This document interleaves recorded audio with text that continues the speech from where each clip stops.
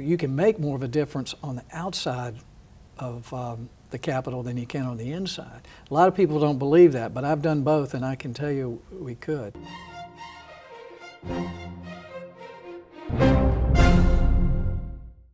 So what's more exciting, election night, winning re-election, or coming to Congress for the first time, or finding out that you're coming to the Heritage Foundation? That's a hard one, because there's nothing like election night when you win. When people are cheering and 2 years of work, you realize that people actually voted for you. And coming to Congress for the first time, coming to the House, I really came with a lot of big ideas. A lot of them I'd gotten from Heritage, and with maybe a naive hope that we could do some great things right away. But I have to tell you, just coming to Heritage is like coming home for me.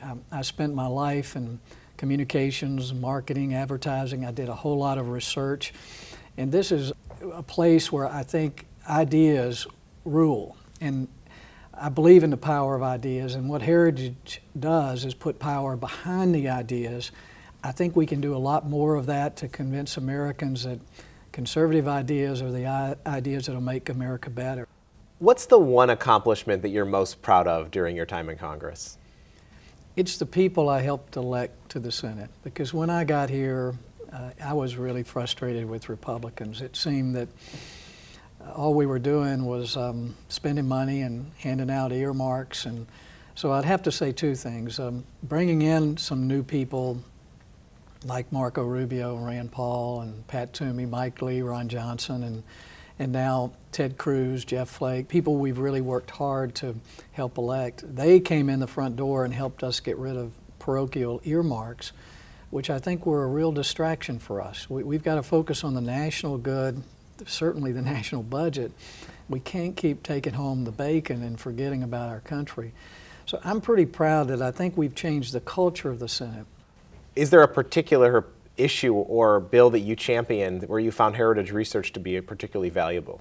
Well, that's really hard to say, because from the first day I walked in the House, I began working with Heritage. I came over and met with Ed Fulner. I was concerned about the growing dependency on the federal government and what that could do to a democracy when over half of the people are getting something and are not really vested in the cost of government. So Heritage developed the index of dependency, and they've been tracking it for years now. They actually baseline it in 1980 so we can see it. So that index of dependency is something I want to continue and build on and help people understand that we're not helping people when we make them dependent on the government. We need to create programs that help them become independent and free and prosperous. We've talked a lot about some of the successes that you've had. Is there a particular failure that you reflect upon that helped you change and improve? Obamacare passing was a real failure. I think before anyone in the party here, I took that on, started making announcements in the press, trying to get people outside engaged. And we did a good job getting Republicans to oppose it. But unfortunately, we didn't have the numbers to stop it. I really regret that, and if there's not some way we can reverse that, I'm concerned not only about our health care system, but it's such a large part of our economy. I'm afraid it just tips the scales towards more of a socialist mindset to have government running health care as well as all the other things it's trying to run right now. So I'm hoping as part of Heritage we can continue to remind the American people there's a better way to do this.